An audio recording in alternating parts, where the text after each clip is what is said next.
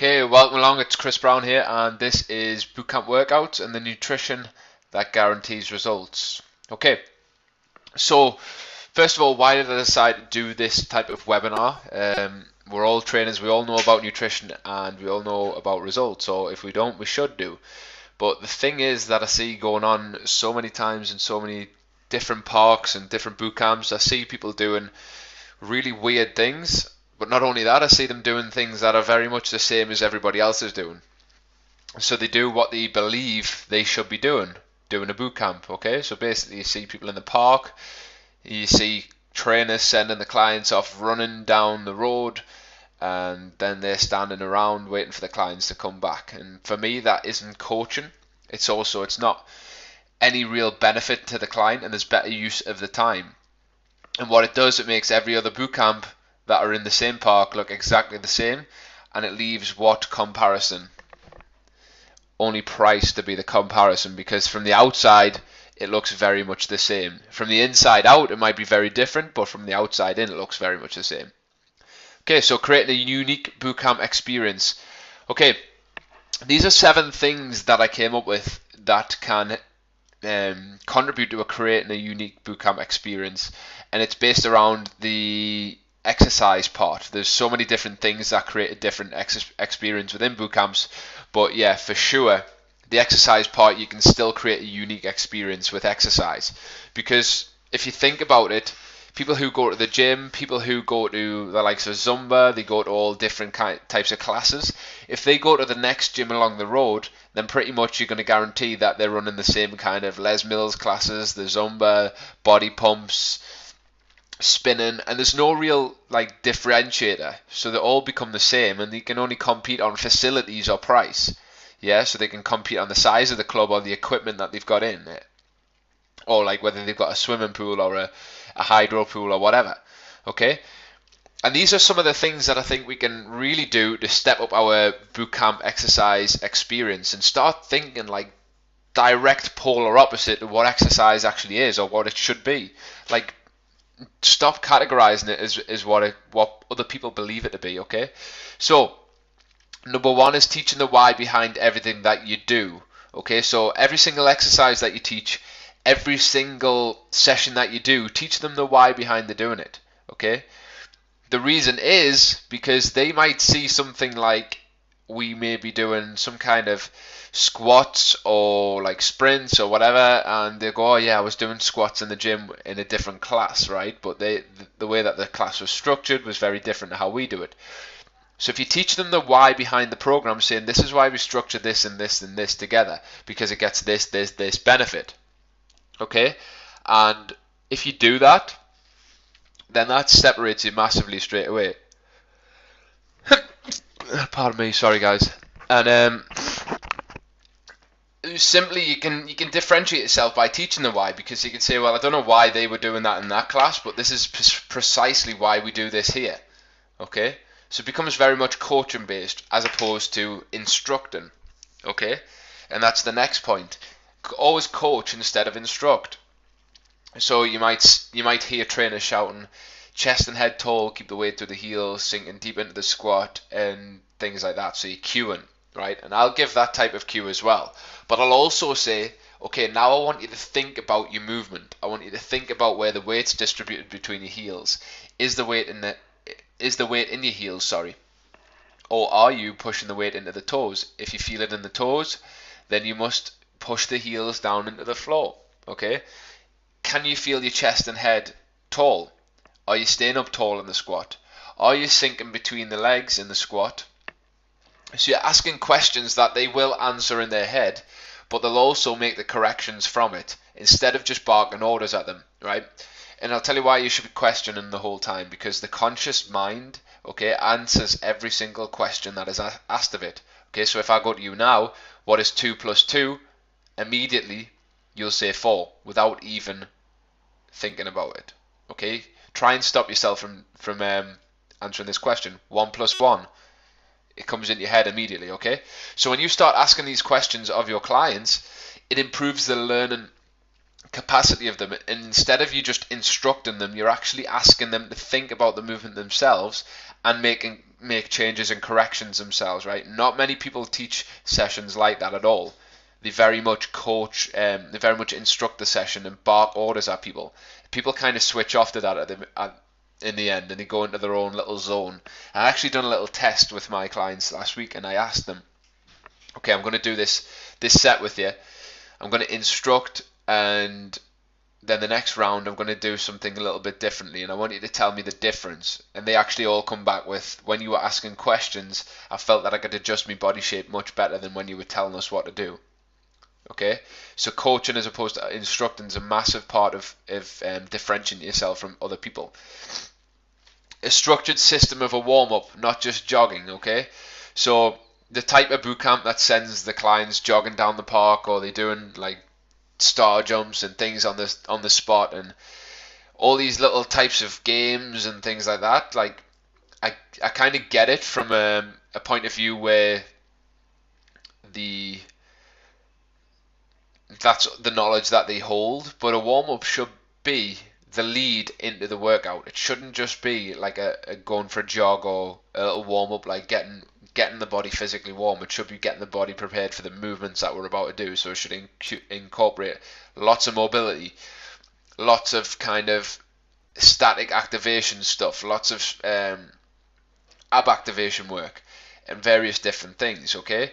So having a structured system of a warm-up and telling your clients why you actually do it this way, and if somebody else does it another way, the disadvantages of doing it the other way, okay, but also the advantages of what you do, and telling them exactly why you have that structured system, because that again differentiates yourself. It makes you the polar opposite to what everybody else does, because most trainers will just stand there and say, go on, go for a jog down there, jog on the spot, star jumps, do this, do that, and it's very different, okay?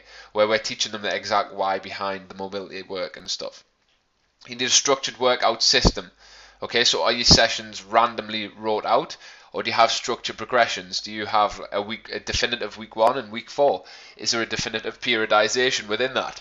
Do you have deload weeks? Do you have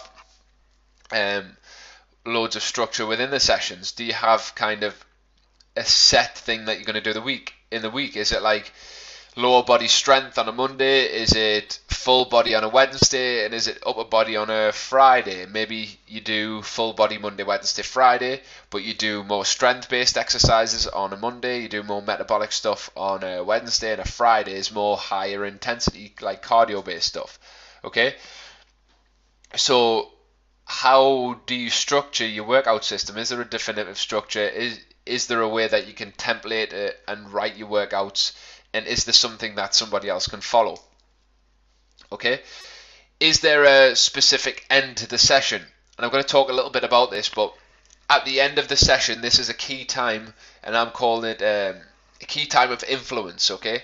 So this is the time that you can really deepen your relationship with the clients. A lot of trainers simply finish the workout and let the clients dodge off to work, or they go off to basically go off home and things like that, and it's very much just about the workout. It's not about anything else. So it's like they come with you, they train, they go off home, okay? That kind of experience they can get anywhere, okay? They can get that type of thing anywhere, any boot camp, any price, okay? If you haven't got a specific end to the session, then you are putting yourself into the same category as everybody else, which means, again, you can only compete on price, really, as opposed to competing on the service and the value and the uniqueness of what you do.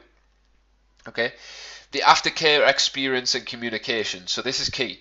This is the things that you must be doing, like kind of around the sessions, so in between sessions, on weekends, emails, kind of support, creating a community. Okay, so that's this number 7 as well. These are very much tied together. The work that you do to create a community of support, the kind of environment that you create and the culture that you create within your boot camps, okay? The way that you communicate with your clients, the fact that you have empathy for them and you understand their point of view. Okay, posting things on Facebook like making excuses, this, that, the other, okay, that necessarily isn't going to help you get clients. Okay, we as trainers kind of see that, and we kind of take it and say, you know what excuses have you got, this, that, the other, but people are in a very fragile place, And especially when they feel low confidence, low self-worth, they've got low energy, the last thing they need is some super fit person telling them that they're making excuses all of the time. Okay? Posting things that are educational and inspiring is very different to posting images that are going to make them feel a certain way. And I agree, right? The only reason that they take offense to the images is because it hits home. But we have to understand we have to empathize with them, we have to understand their point of view, because if we don't do that, then we potentially miss out on clients. Okay, unless you really want to alienate all of those type of people and go for really super fit people. Okay, then you would go the other way. You'd start posting things like that and more intimidating exercise stuff. But if you work with mainly quite overweight women and they're quite intimidated by exercise, and the last thing you want to do is intimidate them further. Okay, and yeah, the community create is essential. Don't let anybody affect that community. If there's any negativity, get rid of them. I know it's a little bit of money, but you know what, get shot. The quicker you can do that, the better. Okay, training programs. Okay, your training programs must include structure, system for replication. So can any amount of trainers follow the system and replicate it? Can they use your structure and your system to create their own programs? Are your programs periodized? Do they have progressions? And for that matter, do they have regressions as well? So if you have, say, a week 1 program that you believe everybody can do, but you get somebody who is maybe a little less mobile, a little less fit, can you add in regressions, so different levels of exercise within the session? Do you have variation? Okay, is the variation in the exercise, or do you do the same exercises over and over again? And for a period of time, there is benefits to doing the same thing over and over again, but for type of kind of keeping your clients into your bootcamp and keeping them active, then the variation is definitely key. So maybe like a strength circuit on a Monday, then you do more like metabolic stuff on a Wednesday, like I said, and then more cardio based stuff on a Friday. Okay, and do you have a unique element? So are you putting more of you into your training programs, things that you believe, things that you enjoy in particular, and making it more about you, so that people can't compete with that? That's the one thing that people can't compete with at all. Okay, making it a little bit more about you, a bit more of your philosophies, a little bit more of your mentality, and then that removes the comparison of kind of price, and it takes things to a whole new level. Okay, so your nutrition programs must include structure, system for replication, periodization, so changing methods, progressions, so more advanced nutrition plans, less advanced, variation again, and have a unique element, your beliefs. So what does that say? It's very, very similar to training. So when your training progresses in a periodization, then so does your nutrition. Okay, so maybe like week 1, where you are training really low intensity, it's a little bit of a deload week, then your nutrition's a little bit relaxed. Week 2, you crank it up a little bit. Week 3, week 4, then you can start input a little bit more carbohydrates. Okay, so you're cycling the carbs, you're cycling the program, and you've got different levels of nutrition. Or maybe month 1, you take them through a detox. Month 2, you take them through carb cycling. Month 3, you take them through intermittent fasting, and then you cycle that. Okay, so you kind of, maybe month 4, you have a 70-30 rule, where they have a bit more of a relaxed month, where they're still going to maintain healthy behaviors, but they can have like 1 or 2 cheat meals a week. Then you've got your more advanced stuff. So if you've got like a super fat loss plan, where somebody's already relatively lean and they want to get, like, say they're a size 10 and they want to get down to an 8 with abs, then you're going to have some kind of more advanced guidelines for that person. The variation, are you varying the methods that you're doing, or are you just giving them the same plan over and over and over and over? Because the same message over and over and over is important, but also they need variation, because they'll become bored very, very quickly. And do you have a unique element? So your beliefs, are you putting a lot of what you believe in? Are you teaching them your methods? Are you teaching them what you believe in, and you teach them in your unique way? Because if you're not doing this type of thing as well, then other people can compete with you. And this is what we've done with FCA a lot. We've structured our nutrition programs and training programs very differently to how everybody else has, especially in our local area. Maybe there's other people in the country that are kind of following similar things that we're doing, but in terms of our local area, there's nobody really following what we are doing. So how to structure workouts. So this is key. When people come, you need a set culture. So what happens when you arrive? How does the session pan out? Um, how can you control the environment so that it becomes something that is productive as opposed to counterproductive, where people are chatting a lot and people are like relaxing and not really being focused for the workout. So how can you control that? So get straight into the warm up, the mobility, um, go through the mobility drills, get them working through that, tell them how important it is, tell them the benefits. Then you go into the main body workout, which may be like beginning with strength, go into more metabolic stuff, and then you've got the cool down and influence factor. The influence factor, right? So the cool down is simply stretching, which I don't massively believe in for post training. I do it because of the influence factor. It gets me to get them sitting down and relaxing so that I can talk to them for around 10 to 15 minutes. And I've been known to talk for about 30, 40 minutes sometimes. And my clients have sat there and listened. And it's at those times that I've made the deepest relationships and the biggest changes in people's lives. Having that amount of time, like even 10 minutes a week, if extra talking to them, that's 10 minutes a day, sorry. So 10 minutes a session, 3 sessions a week, that's like 30 minutes a week. That's 2 hours a month of extra coaching that you can push in for no real extra time and effort. Okay? And these times are the times when you build the relationships, you deepen the relationship, you create the biggest breakthroughs for people.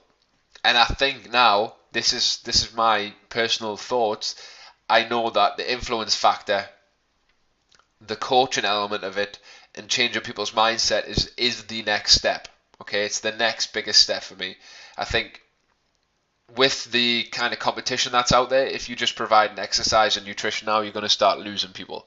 You need to keep people in there. You need to make people change, make changes in their lives, kind of big changes, choices, decisions, and stop just giving them meal plans all the time.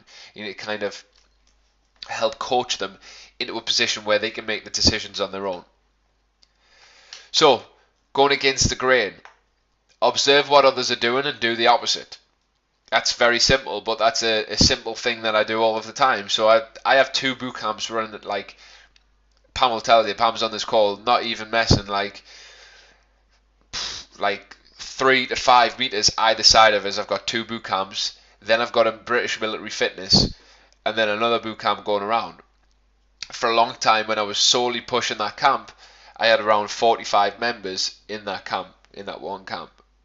Okay, so that was one camp I was teaching on my own with regularly between 35 and 45 members. And what I did differently is I had music, nobody else had music. Everybody else did running, I'd done no running. Okay, I had like very much a circular environment. Other people were scattered all over. All my clients do the same exercise at the same time. Everybody else done very different exercise at the same time. So I was going in the direct polar opposite to what other people were doing. We had the music cranking, we had a quality atmosphere. That's how I really established myself at that point, okay? Because I was doing things differently. And like, this is how crazy it is. At one point when I was out in Liverpool, it wasn't even that long ago actually. I think it might be in the last mastermind that we did with some guys that me and John will talk around. I was in town and somebody said, "Oh, your diet plan's the best in Liverpool," which was like, I just can't afford it. But like having that kind of acknowledgement within a big city like Liverpool is quite crazy, and I didn't even know who she was. It turns out she was a friend of somebody who had been on my boot camp. But that's the kind of reputation that you can make for yourself by doing the polar opposite to everybody else and actually getting results. Make what you do as different to others as possible. So you don't want to look at other boot camps and think, oh, they're doing that, I must do that. You go, they're doing that, so that's the last thing that I'm going to do. Okay, stop worrying about what other people are doing and do the direct opposite. I tell you now, if everybody's marketing a certain way, that doesn't mean you've got to market that way, because you're just stepping into a direct competition. Market a different way and you will start attracting different types of clients. So think about, this is something I thought about yesterday. I got 3 takeaway menus through the door within one day at various different times. Okay, so that's noise. 3 different takeaway menus in one day. And I was thinking, you know what? if like one person was to like send through a DVD of what they do, or if they were to simply start marketing online instead of offline like that, or to do something really unique or different, then they'd stand out from the crowd massively. But because they're doing the same as other people, because they're afraid that if they don't do it, they'll lose out to competition. That's exactly what it is. And that's what most fit pros do. They're afraid that if they don't follow the groove and the status quo, that they will lose out to other competition. Okay? Incorporate more gentle recovery sessions. So most boot camps are a beasting. Every single session they get beasted. So can you incorporate more mobility style workouts where things are just a little bit more gentle in recovery? Because if you're nailing them 3 times a week, every week, and you're not really periodizing your programs, you're not having deload weeks, then your clients are going to be pretty burnt out over a period of time.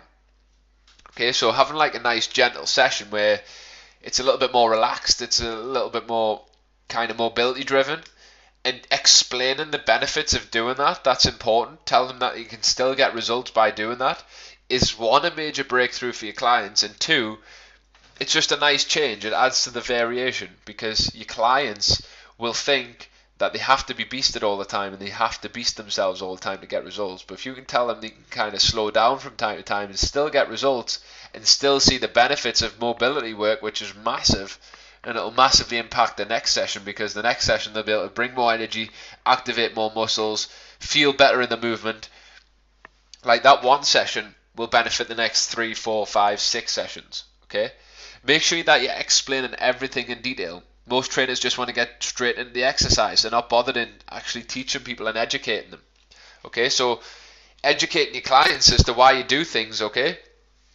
And telling them the exact reasons, the science behind it, but making it in a way that they understand it, telling stories, etc., makes you stand out massively. Because when they go to a gym class with their friends, or they go to maybe they leave you and go to a different boot camp, and the other boot camp isn't teaching them that stuff, or the other boot camp's telling them the stuff that you told them not to do, and they know why, and if they challenge a trainer and he or she can't answer that, then that makes you look massively more valuable. Okay, and they'll come back because they value that. Then they realize that the comparison isn't just about exercise and price. Okay, so that's a huge thing that you can do. And just by doing that one little change, it makes you completely different from everybody else. And like even friends, say 2 friends are talking, and one's talking about their boot camp, another one's talking about a different fitness class that they go to, and they're comparing what they're doing and saying, well, my trainer tells me not to do that. I've took probably about 10 clients from a trainer locally because she hasn't been getting them results, and I'm getting results.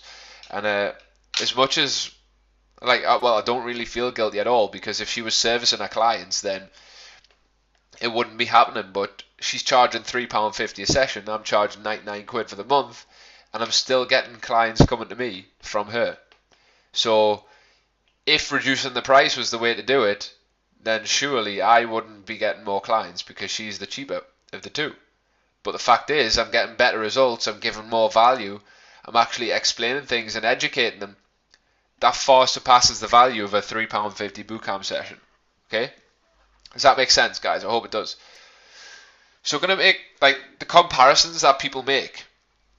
This trainer that I'm talking about, she's actually a very popular trainer and very good. She's been a health club trainer for 10 years or something.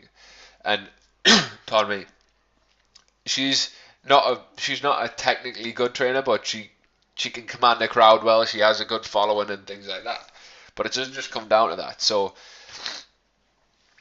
the comparisons that people make is price. So they compare what you're doing with somebody else, and if it looks the same and it feels the same, but it's double the price, then guess what? You're going to lose out. If you can't provide anything that's completely unique, and remember, unique means one of a kind, then you cannot stand out and create something that is higher priced. I'm sorry, but you can't. Okay, you're just robbing people if you do. If you're providing the exact same service but double the price, then you're going to lose out somewhere along the line. Okay, they compare the trainer. I wouldn't say that. You wouldn't think that this is quite an important factor, but it is.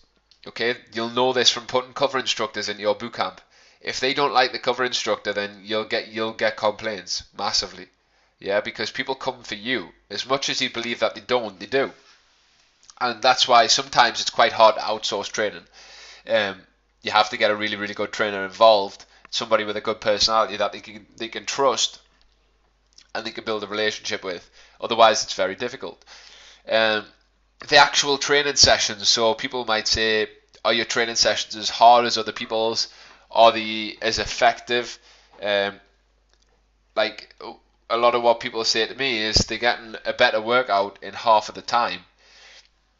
They're feeling more DOMs from a half an hour session as opposed to the hour session that they used to do, and where they're getting beasted and they're out of breath, yeah, and they're sweaty, but they're not getting the same kind of benefits because of the way that the programs are structured and the fact they just do the same thing over and over again. Where we regularly, I mean, DOMS isn't an indication of how hard you work, not by any shot, but it's also something that you shouldn't really get. Well, something that you only really get when you change things up quite a lot. Okay, they will compare the training session. So if you're providing coaching and difference like between coaching and instruction, then they're going to notice a massive difference between that as well. Instead of somebody just barking orders at them, and you're just giving them you're giving them really good coaching, you're asking questions of them, you're helping them make differences in the posture, you're teaching them about the actual movement as opposed to instructing them. So you let them discover the movement themselves. That's a major. Okay, and also the results that you get. So maybe somebody at first compares on price, but then starts to see the results themselves, and then go, this is why I'm paying more, because it's it's better results. But you also need to understand on price, okay? The people who are the cheapest will never attract the more affluent client, ever. Okay, because the affluent client will think immediately in the head, well, if these are half the price of the others, then history tells me that the cheapest is often the least quality. So the more expensive, the better quality. And you have to if you want to attract more affluent clients, you have to start thinking like an affluent person. Okay? You have to stop trying to save money and skimping around and trying to get things for free if you don't want your bootcamp to be perceived in the same manner, because how you do one thing is how you do everything. Okay, so if you're the type that tries and skimps and scrapes and saves 50 pence on something really stupid and mediocre, then you're gonna attract the type of person that does that with your bootcamp as well. But if you start thinking like an affluent person and acting like an affluent person, then you're going to start attracting more affluent clients. Okay, and that's true of anything. All right, so start thinking like how an affluent person would, or try and get in the mindset of that person. How to avoid the generic. Okay, so the generic fitness trainer. There's a lot of generic fitness trainers out there, and yeah, they have busy classes, but they work their asses off, and they don't really make much money. Okay, so you create a tight niche. So I think Kevin's on the line. That's a niche. Okay, create a tight niche out there. We call it niche. So something that is really specific. The funnel's deep. It's something like, I've just had an idea for in the new facility. We're running various different programs. We're going to talk about this, but a rugby boot camp for men only, and a rugby boot camp for females only, because rugby's massive in my area. There's a lot of women that play rugby. Okay, so do you think if I was the only one to offer that kind of service in my area, then obviously there's no competition? It's an uncontested market, so it wouldn't become a rugby boot camp. I would call it a rugby conditioning program, and it's something that we offer within the facility. Okay, I'm going to get onto something like this in a second, guys, so just bear with that thought. Create a product that excludes people. So, like I'm saying, you can only get into this program if you're part of a rugby team, and you have to show me that you're part of a rugby team. That excludes the mass amount of people. What does that mean? It means the velvet rope's high, and it means more people want to get in. Okay, you can also create quite good scarcity within that, because if you're a local rugby player and you're not getting the conditioning off the best rugby program in the world, then the other local rugby players are going to be missing out on that. Okay, so you're excluding the people that you don't want. Okay, you're repelling people first, and then you're attracting people. When you have this mentality of like, I want everybody in my boot camp, then you don't really get anybody because you're not really talking to somebody. You haven't really got that message going out to the right people. All right, and say you were running a female only boot camp, what you would want to say is, first of all, obviously repel the men, but then you'd want to go like maybe even an age category like 30 plus boot camp for female women. I know Laura's on the line who wants to do menopause things, like something like that would be great for you. Like adding on an evening one, which is like, it's like a 45 plus. Yeah? 45 plus, 50 plus menopause boot camp or whatever. Don't call it the boot camp, but it's a boot camp structure. So you repel people, you put programs on, you target niches, but you're not just kind of going after the singular niche. And I'm going to talk about this because you can, by doing this, get to the generic trainer if you're not clever. Okay? And don't offer like what other gyms or classes do, like Zumba and body pump and all these things. I see people running their own boot camps, but doing Zumba, body pump, all of the rest of the things. And people are just like confused as to what you actually do. Okay? And you just become the generic fitness person with no real skills. Okay, so niched programs. So can you offer niche specific programs or products? Okay, so like female menopause programs, male only strength programs, athletic programs, but it also depends on entirely how your business runs. There has to be a little part of a story behind each of the programs. Okay, so when you're running a facility like the facility that I've got, I think it's a little bit more simple to run programs like this. But I think if you're running a boot camp, it doesn't make sense to start running a whole host of different things. Because one, you're going to be stuck outdoors all the time, 3 hours back to back, and two, you kind of confuse the message a little bit. But when you start, like, if you ever want to get your own facility and you start doing that, then you can start having different programs with different trainers. Okay, so you can very much attack their niche and then get different programs in. Okay, the last thing you want to do is the general fitness guys will say, well, you do one or the other, but I've seen regular people doing things very well in the States, and they're a little bit ahead of us. But two of my buddies, Steve Krebs and Luca Hocevar, they're running various different programs within their facilities and absolutely crushing it. Okay, so I think the dynamics of a facility versus a boot camp is very different, because the facility can offer a whole host of services as opposed to the boot camp is just kind of about the boot camp. But we talked a little bit about this last week, I think, or the week before, that your boot camp isn't your product, isn't your business, sorry. It's just your product. Your boot camp isn't your business. Your boot camp is just the service that you provide right now. Okay, so having a list of customers and a list of potential customers, that is where your true business lies, because you can then sell them anything.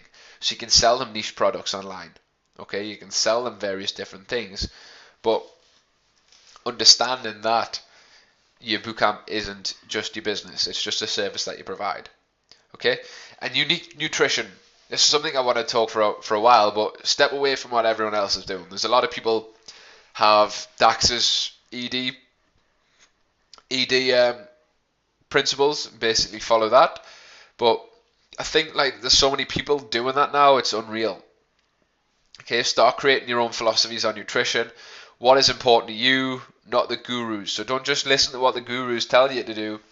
Don't just say because they say it, it's right. It has to fit with you, right? And do you have some kind of coaching involved in your bootcamp? Can you do an upsell for coaching? Something we're going to look at doing, charging that little bit extra for a better coaching service where they get kind of maybe some one-to-one calls, or maybe they get some small group coaching. Do you have any of that involved? Or do you provide any of that as part of your bootcamp? What I will say is though that I'm on the verge of doing this. Don't give everything away that you've got, because I'm giving a lot of value to my bootcamp clients at the minute. Okay, a lot of value. I'm giving them a lot of coaching, a lot of support. We need to start increasing our prices in getting some semi-private personal training and stuff, because we're giving a lot of value for what people are paying. And how you're packaging your info up. Have you got various little products that your clients can buy, like little £10 videos, like recovery strategies, or have you got various different things like a separate, like a personalized nutrition plan for 97 quid, or do you have a home workout, like away from bootcamp personalized thing for 97 quid, something like that? Can you create these little bolt-ons or add-ons? Okay, can you have these little things that you can sell or do a little bit differently? Okay, and just start thinking about how you can create the nutrition slightly differently. And I think like the coaching with the nutrition's getting massive now, like understanding that it's not just about cutting these foods out, but it's also about developing a relationship with food and things like that. And if you don't understand that, then I'd suggest highly that you start to learn it a lot, because that's massively where I'm going down myself in terms of my learning right now. Okay? Create your own philosophies and beliefs. This is critical to your success. This is critical to your success long term. Don't just kind of stick to the like what the guru said, like I said before. Kind of create your own philosophies and a mixture of all different types of things that you've learned. So as Bruce Lee said, absorb what is useful, reject what is not. Okay? Make things your own. And you must adopt your own beliefs about nutrition and training wise, otherwise you'll never reach the heights of success that you deserve. Okay, you'll never make a name for yourself, because you'll just be generic trainer that follows everybody else. Okay, can you write a book based on your philosophies and beliefs? It becomes far bigger than just about nutrition, because then it becomes more about your mission. Okay, and it becomes more about serving people into the future rather than using other people's information and just kind of saying it's your own. Okay, you start crafting your own philosophies, your own theories, your own vision of how things should be done. Very much how my Purpose of the Week newsletter that's going out all the time now, it's very much my own beliefs. I'm not really, although I'm reading a lot, I'm just writing and venting. I'm not actually sitting down with a book and writing from a book. I'm just basically getting out there, sitting there in the morning, 4 o'clock in the morning, every Monday morning I write that, and I crank the work out and just get it done. Okay? And it becomes far bigger than just about saying the generic, here's what to do with nutrition, this is what this person said. It becomes more than that. Okay? So you must create your own philosophies and beliefs. And that, my friends, ties up the end of this awesome webinar. So I hope you enjoyed that 37-minute training session. I'm going to open here for questions. Let's have a look. Yes, Pam's just said she had to run, but has anybody got any questions, guys? Because I talked through a lot here. Talked through a lot of things. And I hope you have got a lot of questions to ask, because this provides to be some of the most valuable bit when you ask questions. So I'm just going to give you a couple of minutes just to kind of fire questions out.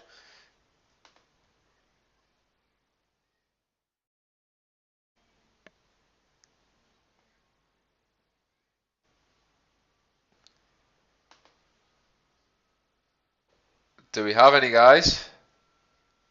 No? Sure, we must.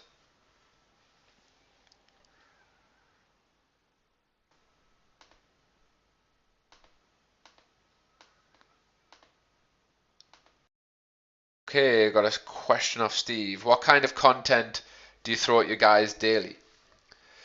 Steve, if I'm really honest, all these people who are telling you to do nutrition stuff all the time, like I don't do a lot of that. At the end of every bootcamp session, I sit down for 10 to 15 minutes and talk to them about getting ahead in the game. Basically talk to them about their mentality, their mindset, and how they can change that to get better results. Okay, and that seems to be a lot. And Danielle does, fortunately for me, Danielle does a lot of the kind of relationship building and the non-technical stuff.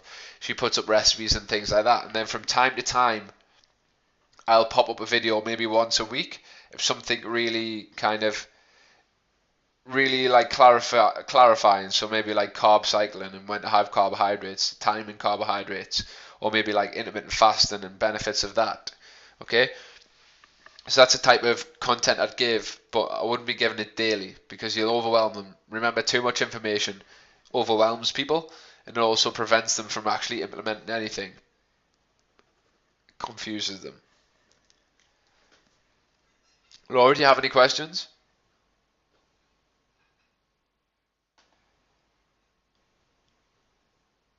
I think it's more important to get people's head in the game. Like, speak to them after every single bootcamp session.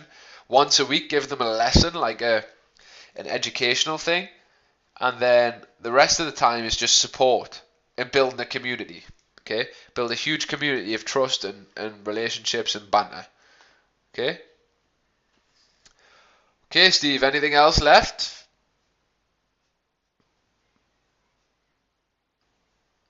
Got 3, 2, 1, and that is it, guys. Okay, so thank you for tuning in. I appreciate your time. Thanks for logging on, and I'm sure we shall catch up next week. But I hope you got a lot out of this, the creating your own training and nutrition, and how you can actually be compared to other boot camps just from the outside in. Okay, so that's just the recap. Make sure from the outside in you look different to everybody else. Then from the inside out, you also are different. Everything looks and feels different. Okay? Your marketing messages, but also around your training and nutrition, which is important. Be different to everybody else, and they'll be intrigued as to what you do differently to get the results. Okay? Make sure people slate your nutrition plan, say it's too hard and things like that, because guess what happens when they can't follow, well, when they can't get results with somebody else's plan, they come to search for yours because yours is so different. Okay?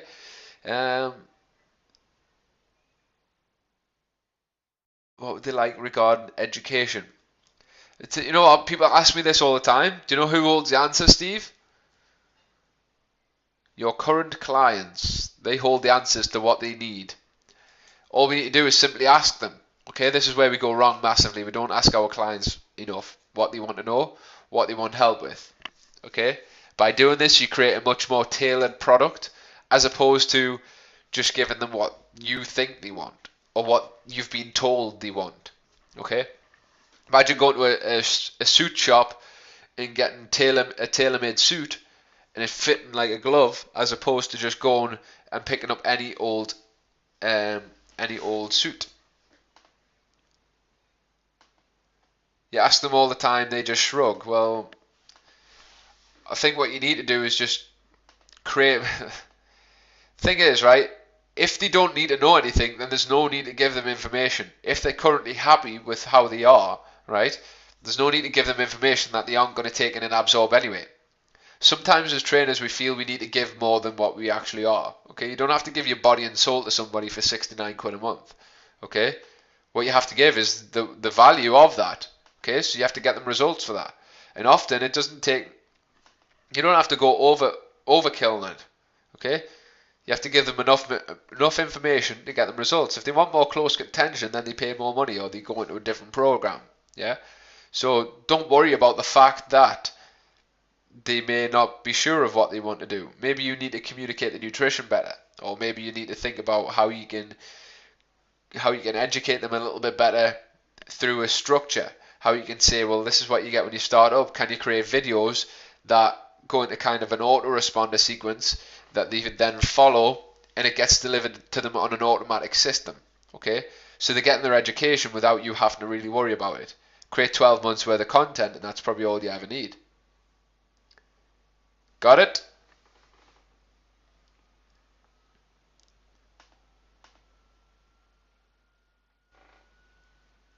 Yes, just don't give your soul, bro. Okay, leave some for somebody else. Okay, alright guys, so take care. Love you and leave you. I hope you enjoyed the webinar. It was awesome sharing this time with you. And take care. Bye bye.